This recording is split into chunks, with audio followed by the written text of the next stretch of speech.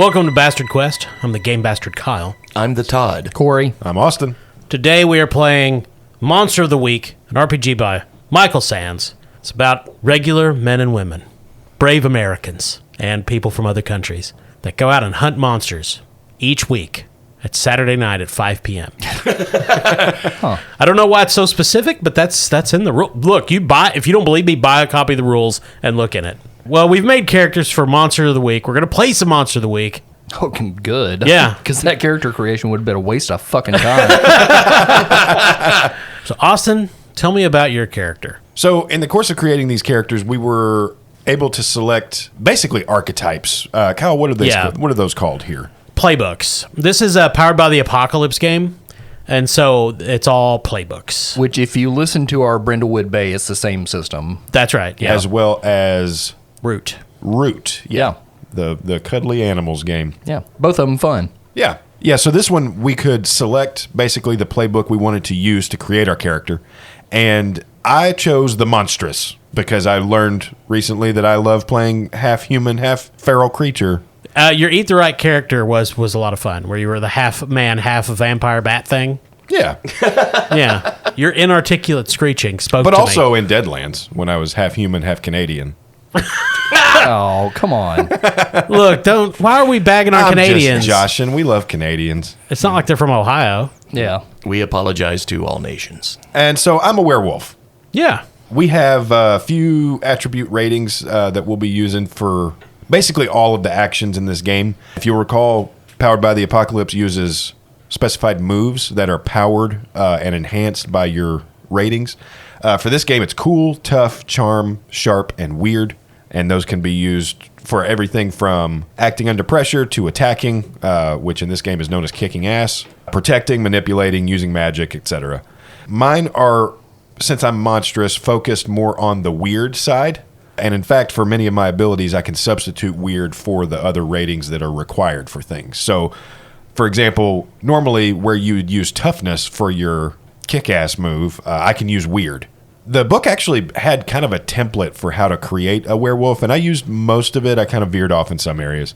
So I've got teeth, claws, as far as natural attacks go. For monstrous moves, I have Shapeshifter, obviously, and Unholy Strength. That's what allows me to use the weird rating. But the curse that you are burdened with, just as a monstrous character, normally for a werewolf would be a vulnerability, i.e. things like Silver or Wolfsbane, something like that. For our gameplay, that wasn't going to be as fun. So I went with a feed curse, which means that you basically have to drain the essence of someone or, feed off of other people as an instinct. And if you need to resist that, you have to make an act under pressure roll. When you said feed, I was like, oh, he likes Cracker Barrel.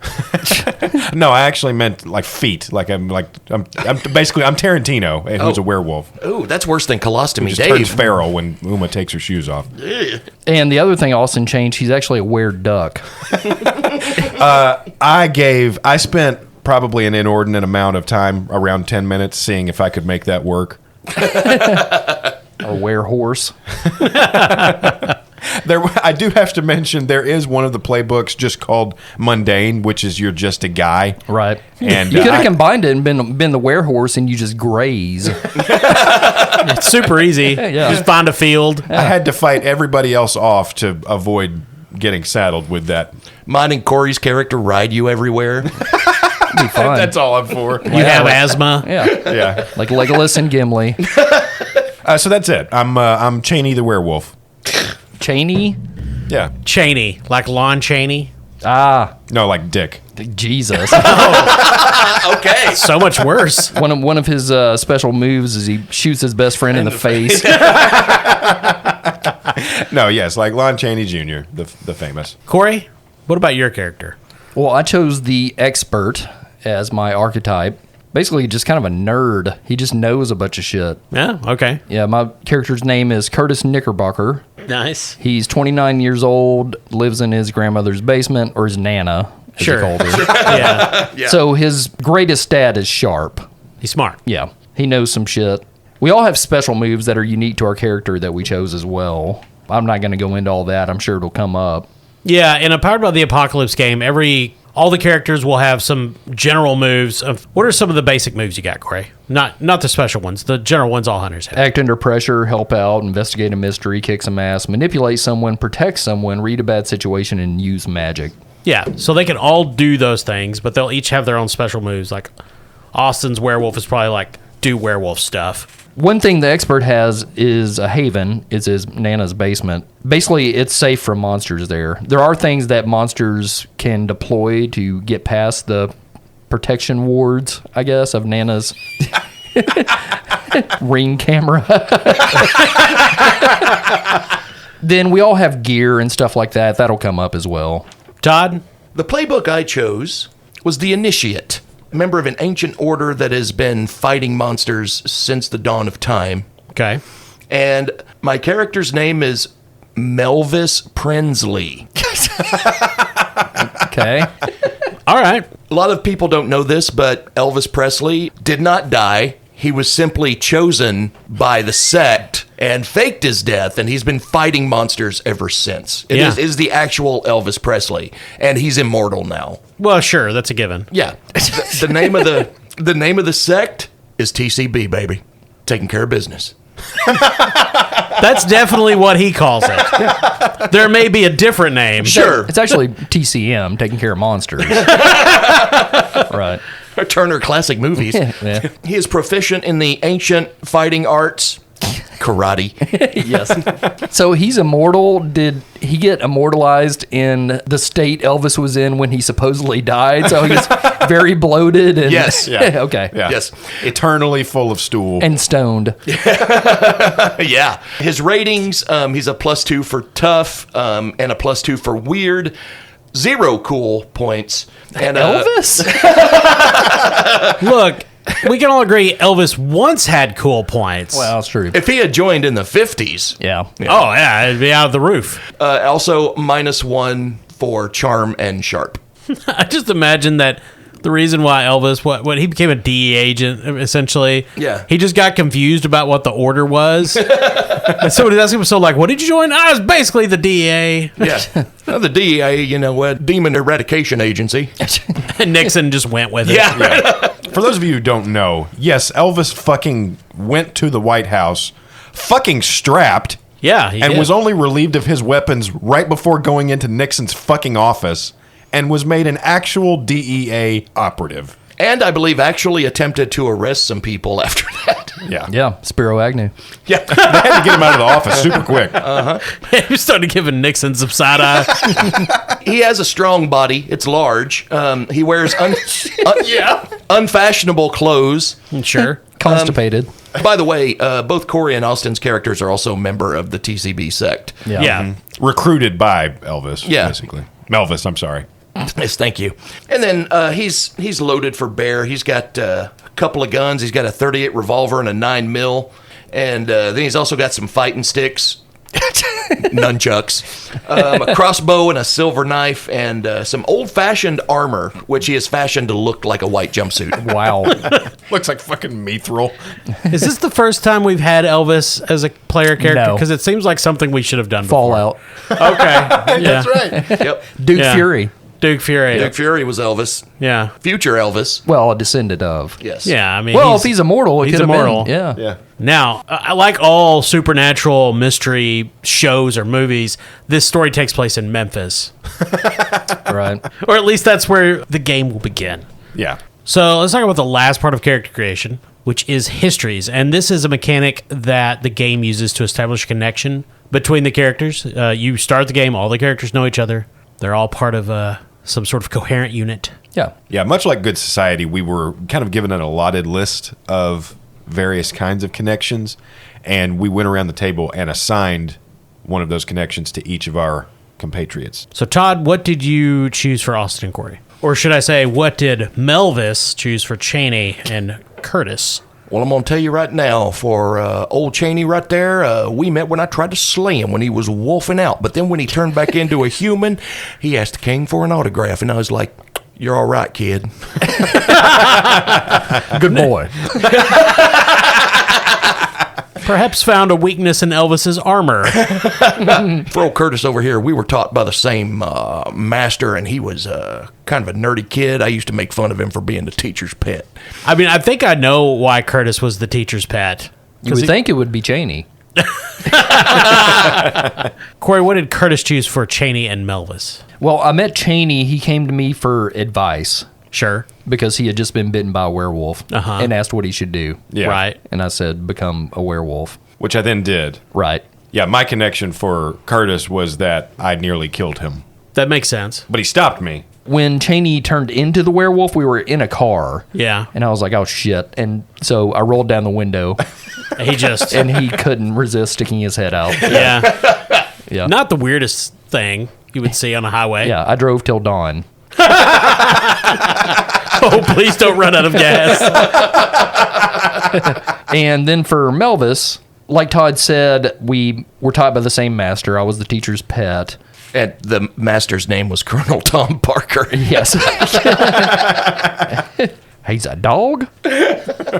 And I'm actually described in the Sext's prophecy, the TCB's prophecy. That is the prophecy of the sect. Right.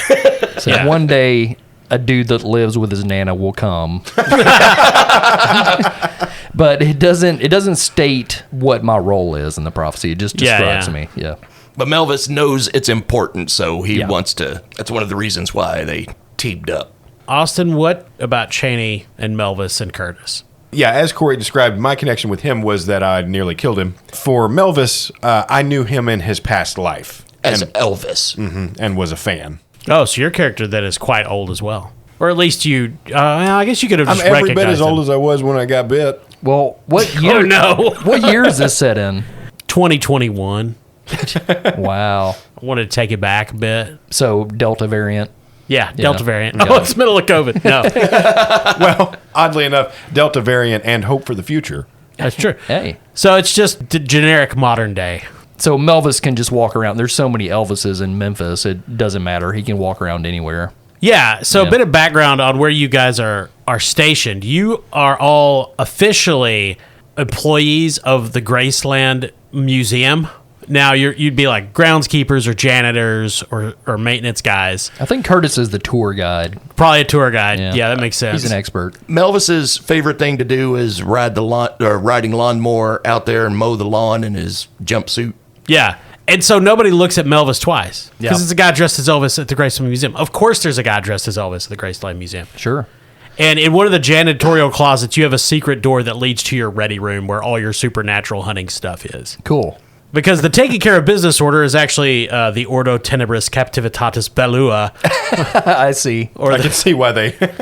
yeah, Right. you can see why Elvis shortened it. Yeah. It goes back a ways to the days of ancient Rome. Occasionally, the order will assign you a job of hunting down a monster, but you can also pursue your own leads as they come to you. You're paid a salary by the order that also owns Graceland. Elvis signed it over to him in return for immortality. Or at least he hasn't died yet, and they just told him it was immortality. Oh, and the airplane at Graceland that belonged to Elvis. Yeah. The Lisa Marie. It's actually operational. That's how you guys gallivant around the country. So it's a late night at Graceland. Curtis has just closed the doors on the last cheer group and locked up. Melvis is in one of the maintenance sheds cleaning grass out of the bottom of a mower. Cheney is mopping a hallway. The full moon's a couple weeks away, so he doesn't have to worry about being locked in the basement wrapped in silver chains. Oh, yeah, I'm all good. I do occasionally chase cars that drive up to Graceland, but Yeah. No, we actually chain him up in the jungle room. Yeah. And you all have beepers, which everyone that comes through thinks is quaint.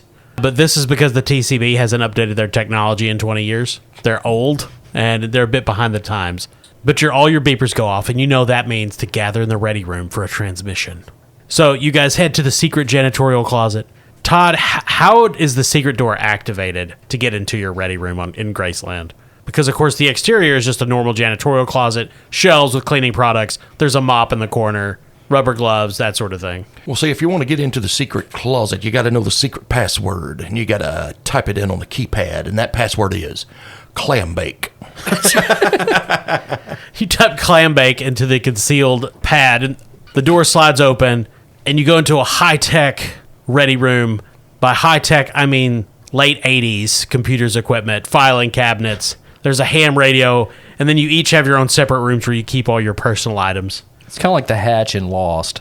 And one of the monitors is blinking. It's a monitor for a Commodore 64. Yeah, that's a given. And you turn it on, and you see the face of the current director of the TCB, Paul Mosseri, based on Patreon member Paul Mosseri. Thank you, Paul. Says, gentlemen, we have some interesting leads I'd like you to come to the pyramid to discuss. All right, Memphis Mafia, you heard the man. Let's shake a leg and get down there to that pyramid. Now, of course, he does mean the pyramid in Memphis, which is today a Bass Pro Shop. It's true. And you go through, you put on street clothes, you drive down, you park, you get into the Bass Pro Shop, make your way through the various consumer goods, and you tip your hat at Bubba near the fishing lures. And he opens the secret door in the wall that's concealed by one of the giant fish tanks, and you can take the private elevator up to the top of the pyramid. Guys, we're going to have to hurry. I got to be home at 9 to put Nana's foot medicine on her. The elevator door opens, and Paul Mosseri is in a fine suit, standing with his back, these windows overlooking Memphis. The sun is setting in the west. He says, I'm afraid Nana's foot cream will have to wait, Oh. Curtis. Snickets. Don't worry, I'll send Bubba over to help in your stead. Oh, thank you. Hold on there, P-Man. I got a quick question for you really quick before we get down to brass tacks. I just want to know, down there in that Bass Pro Shop, why do they make them rubber worm lures look so much like gummy worms? Makes me want to eat them. And I tried to eat one time, and it fooled the king. I think they're good. They weren't gummy at all. Gentlemen, as I've explained before, we don't own the Bass Pro Shop. They simply rent. If you could stop handling their merchandise on your way to meet me, that would be wonderful. There's been a number of complaints. I'm going to pick me up a bucket of night crawlers on the way out. I expect it from the dog man. Yeah, some of those taxidermied animals just look so tasty. I got hurt by a hook. And I'm allergic to fish. We're getting some interesting news stories out of Panama City Beach. I'd like you to take the Lisa Marie and go investigate. Oh, God. There have been 2 shark attacks in 2 days, both fatal. Well, our experts on the ground, our people in connections with the local mortuary have been able to make them be passed off as shark attacks. Last time I checked, sharks don't exsanguinate their victims. All fish are potentially dangerous. I got bit by a beta fish one time and my whole hand swelled. Yes, I know. Thank you, Curtis. He's told that story so many times. Yeah. Tell you what, P-Man, I don't mind to go down there to Panama City at all because, you know what, they used to have a place down there called the Club Tropicana. Played it in 1970 when I was on a break from my shows at Vegas. Good crowd, kissed every woman in the audience, made out like a bandit. And I've never gotten to go on spring break. I'm going to need to swing by Nana's and get my sunscreens Sure. and my little parasol.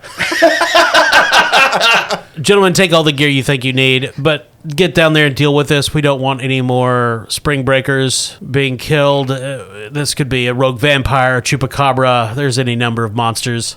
But just deal with it safely, discreetly. No problem. I can blend in as a young partier pretty easily. Sand hurts me. But Elvis, as I'm sure you know, of course, Panama City Beach figures heavily in, and he leans forward, the prophecy. And he distinctly does not look at Curtis.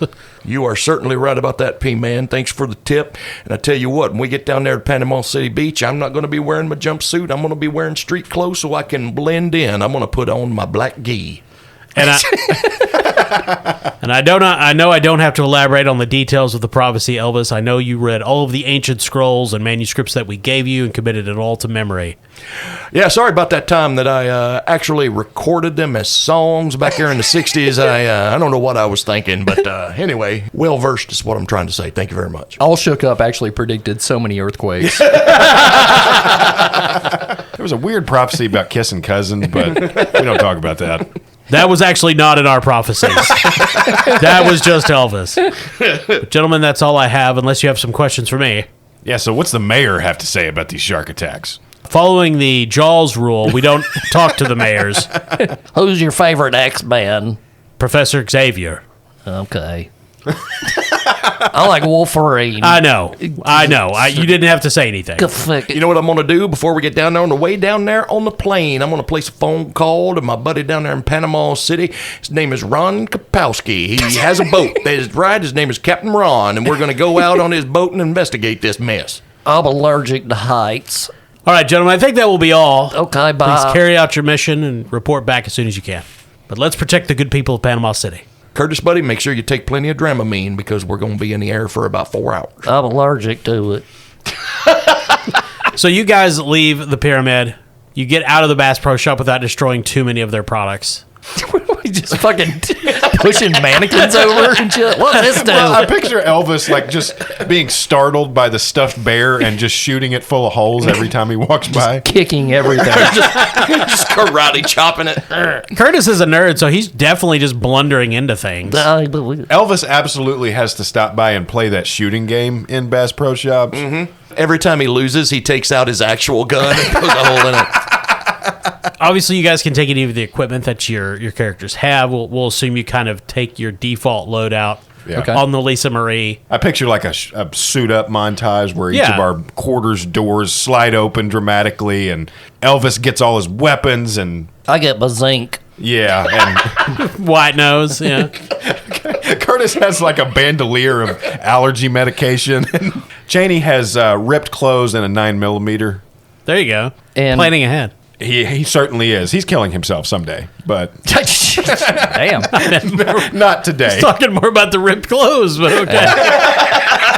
I guess suicide's on the table. Well, he's a werewolf. Don't It's they? They all hate that curse. Oh, okay. Curtis also borrows Cheney's cone from the last time he got sick. Yeah. But he's gonna wear it Yeah. as a hat to protect himself from the sun.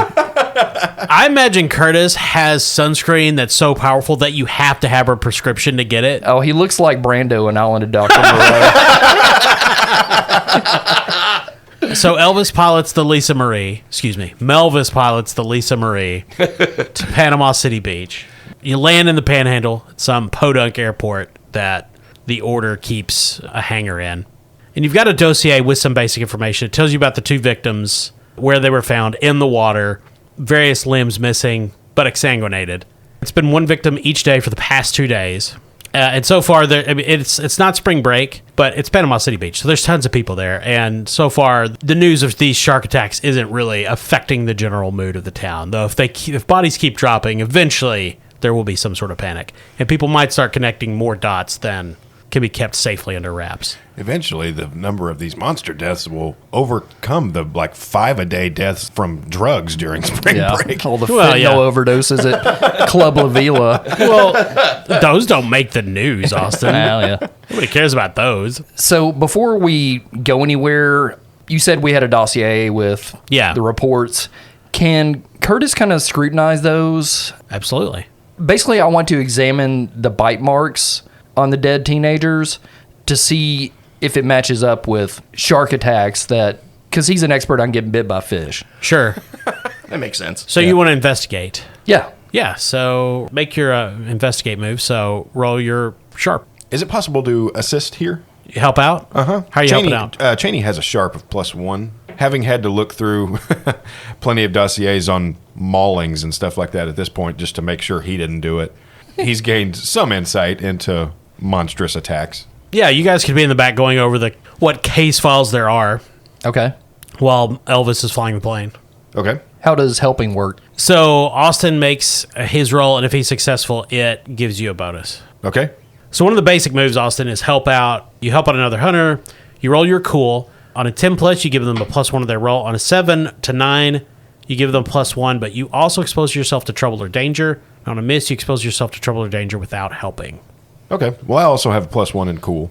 All right, so 2d6. I got a total of 5. So that is a miss. So you're going to expose yourself to trouble or danger without helping. And he bites Curtis. Cheney is trying to help Curtis go through the files, but what Cheney forgot is that he had been helping out at an animal shelter and patting a lot of cats, and the dander is stuck to his body, and this exacerbates Curtis's cat allergy. Gafluff. Gafluff. And he loses complete control of his mucous membranes. My eyes are all swelled. That's going to be 1 harm for Curtis. Oh, goddamn. Fuck you. Are you telling me exacerbated allergies would not be a harm equivalent You for have Curtis? cat allergies. Yeah. You should be a little more sympathetic. I know how brutal they are. So I'm rolling my sharp. You're rolling your sharp. I got a +2 in sharp. Yep. That's a 8.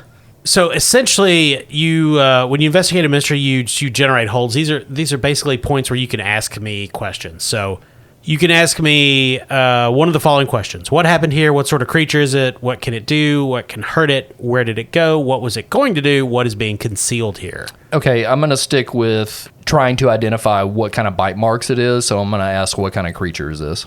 So from the coroner's reports, there aren't any bite marks on the neck, but there are bite marks on some of the limbs that have been seemingly ripped from the corpses, and those do match vampire bite marks.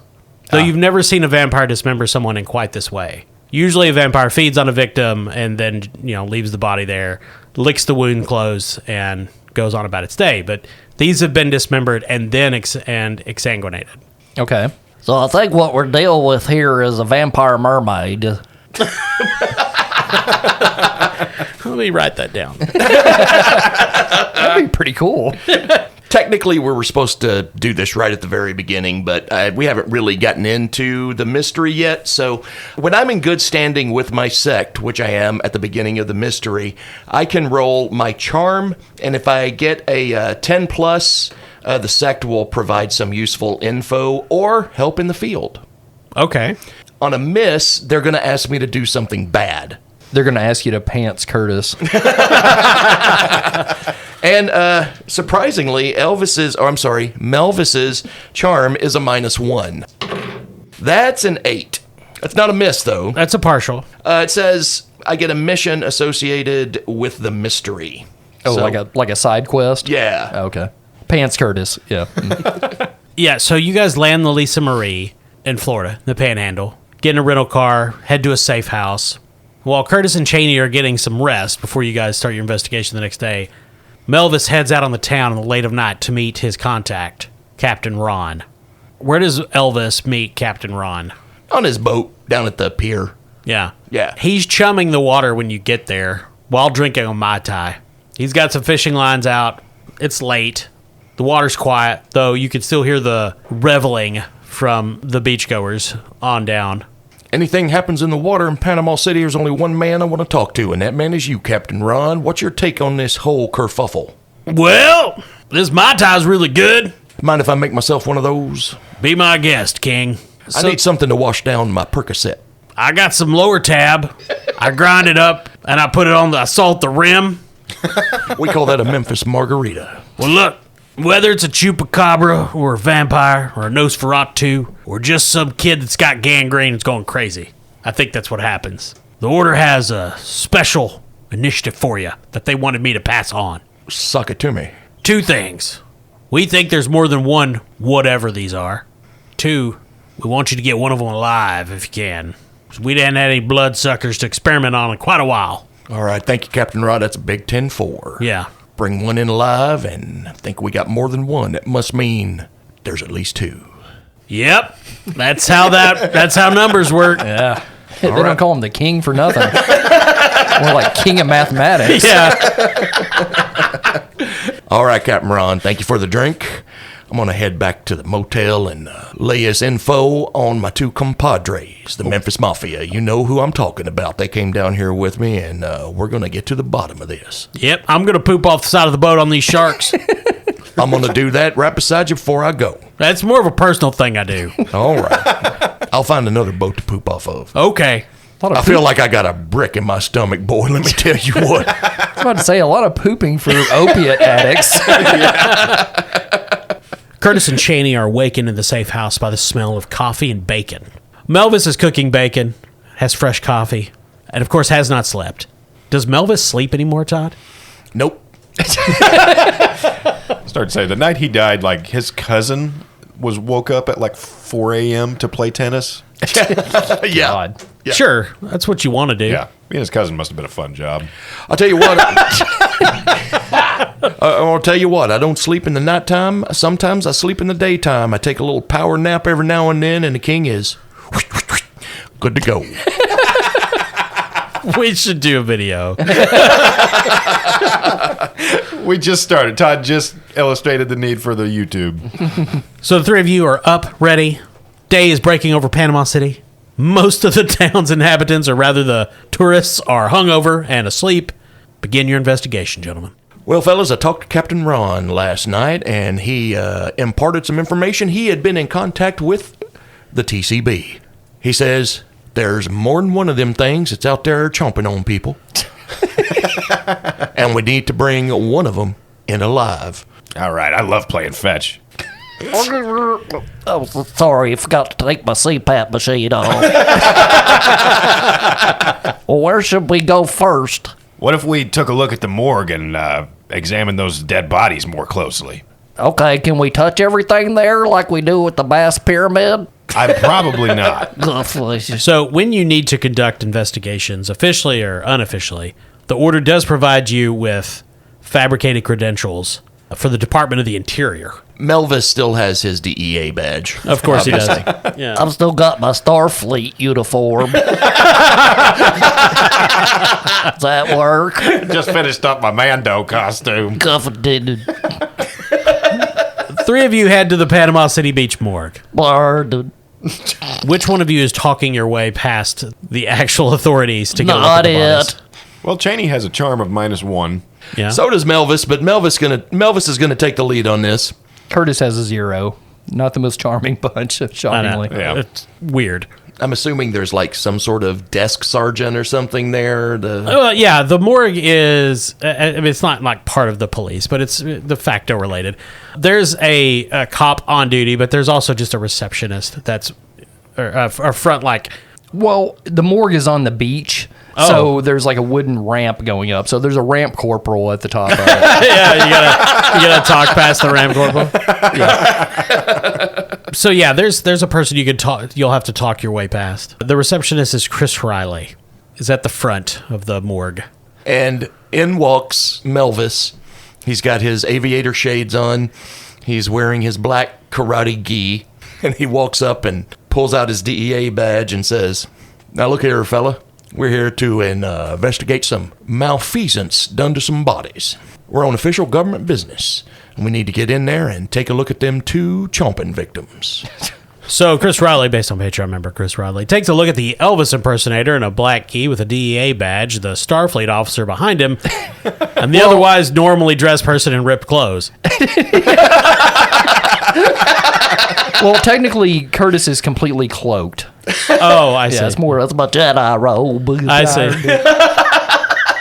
He looks at the badge, DEA. What? I don't understand what the DEA wants to look at shark attack victims for. Yeah, we're making sure these attacks weren't perpetrated by, somebody just methed out. And that is a thing you do now? Yeah, it shows up in the teeth marks. So, can we make manipulate someone move here? Yeah, I think we're in the midst of that. So, Well, again, I've got the highest charm with 0. Yeah, Austin and I are both -1. Yeah. So I guess one of them can help me out since we're all kind of talking to the Chris. yeah, if you want to.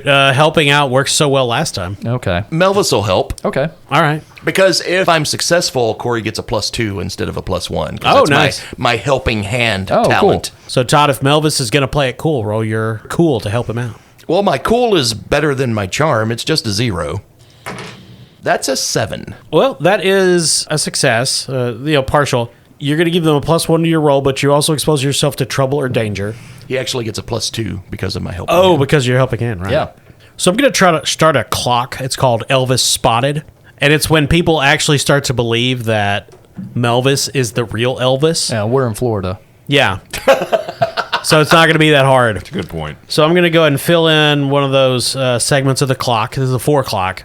So that counts as 1 tick on that. Okay. But Corey, you have a +2 for your charm to this. Okay. That's a 10. Yes. So if you get a 10 plus, then the person you're manipulating will help you out for the reason you give him, which the guy looks at the badges. Hey, I guess you really are government agents. This looks authentic. The real Elvis was a DEA agent. He kind of gives Melvis a searching look. You know, that's right, he certainly was, but hold it right there, CR. I am not Elvis. My name is Melvis Prinsley, DEA agent. Yeah, that makes me more suspicious. Yeah, we're big fans. Gotcha. Okay, look, he presses a button and the door buzzes and opens, and you guys can go into the morgue. And he takes you down to the locker room where all the meat is stored. I'm just kidding. That's where the bodies are. Oh. And he pulls out two, from the wall, the rollout refrigeration units, and there's most of a person on one, and the other's mostly limbs. Cheney takes a look at the tray that's mostly limbs. It's parts of legs, an arm, and some bits and pieces.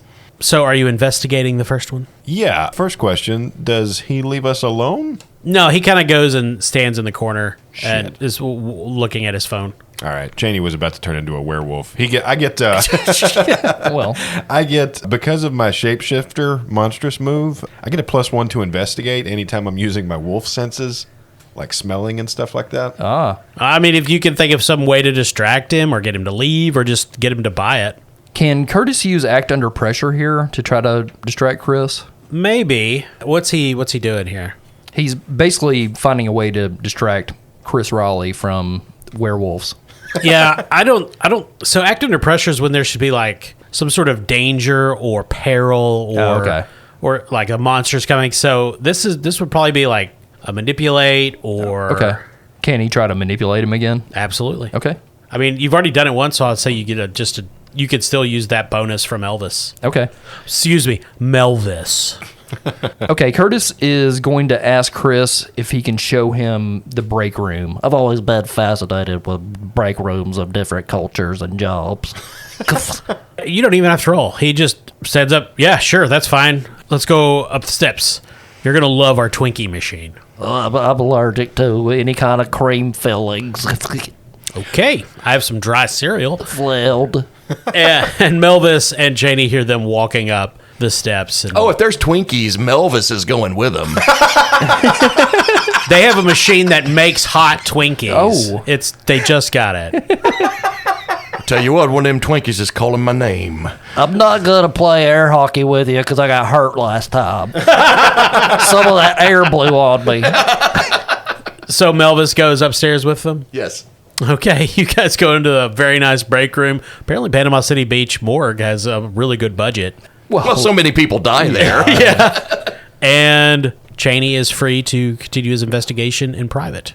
All right, so the plan worked. Cheney is looking around very sharply, taking a look at everything, but he's also sweating, and that's because he's feeling that need to feed. Because my curse is feed, and I'll need to act under pressure to resist anytime I'm given the opportunity. Well, you're alone, and there's bodies. Yep. Just a little fucking buffet for old Cheney. Yeah.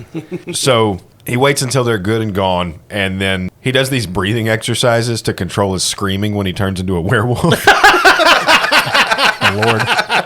What is a Lamaze? It's like in Lamaze.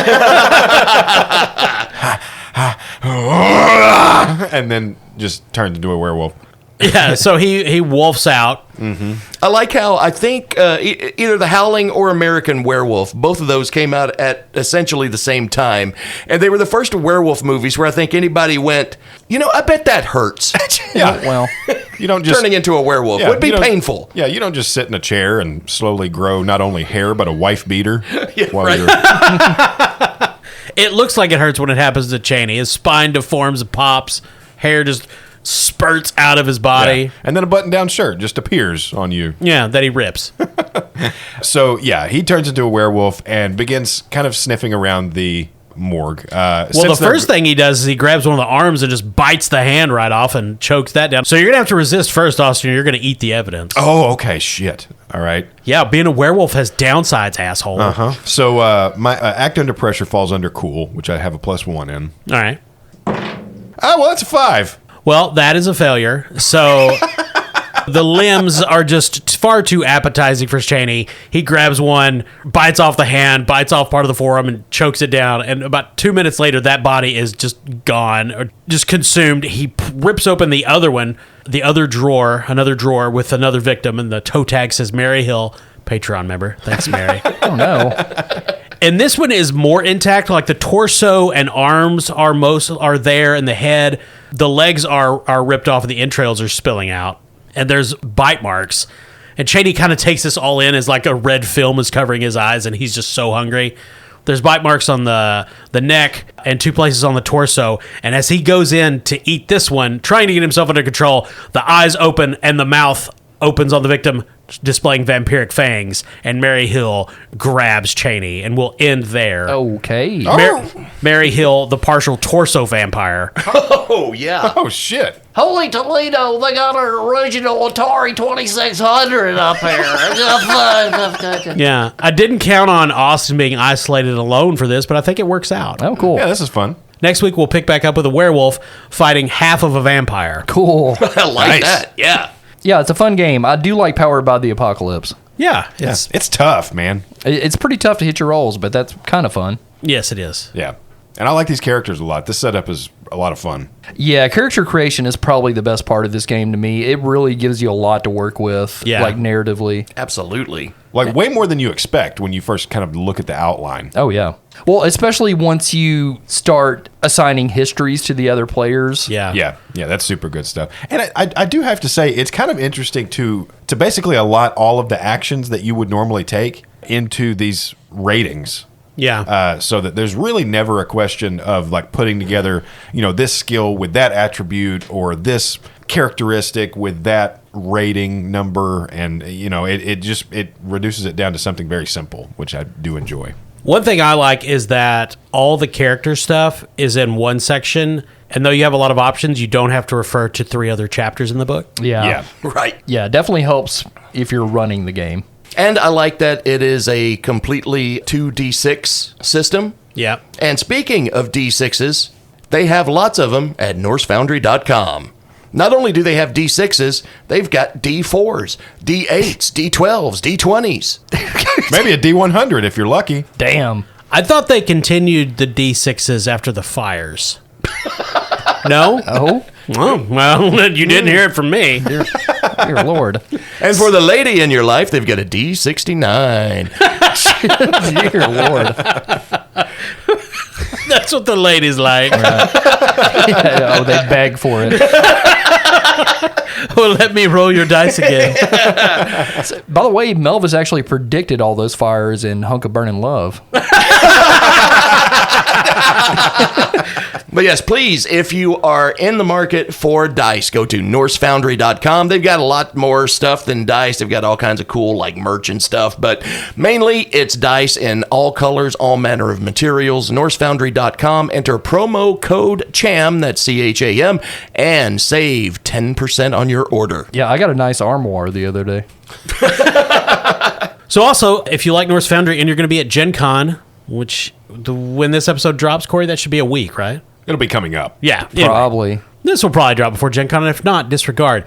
Norse Foundry always has a great booth at Gen Con, and sometimes they have 2. But check them out there if you're going to be at the convention. Also, I will be at the convention, and if you see me, feel free to actually talk to me. I would love to talk to fans if you recognize me, though I don't guess my picture's shown a lot. But- Yeah, if you see a man wearing a cape Yeah. that says BQ real big on the back, that will be Kyle. Yeah. Stop and say hello. No, if you just see a dude who looks like Kyle's little cartoon logo. It's me. Yeah, it's pretty accurate. Austin Yeah. did a good job on that. He's often holding a glass of bourbon and a burning heart.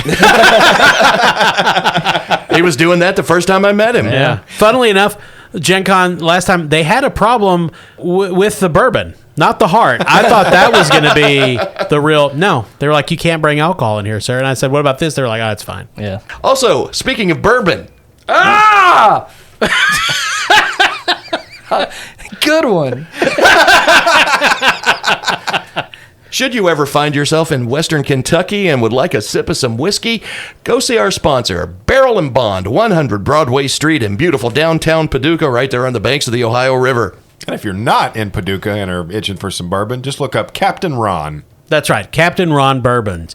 They've been in business since 1804, named after English pirate Captain Jonathan Ron. who was, of course, beheaded for witchcraft, but his bourbon continues to this day. Yeah, don't pull any of the drawers in the bathroom either. Full of corpses. Some people. This makes it worse. But thank you for listening to Bastard Quest. We do appreciate it. We appreciate all our listeners and fans and Patreon members and people who reach out to us on social media. We're on all the social medias, or most of them, or at least Twitter and Facebook. Yeah. And Insta. We get the Blue Sky and the Threads. That's true. all I'll that, have yeah. those, yeah. Message me privately if you would like to know where to find us on the ham radio. There you go. But thank you for listening. I'm Colin. I'm Todd. Corey. I'm Austin.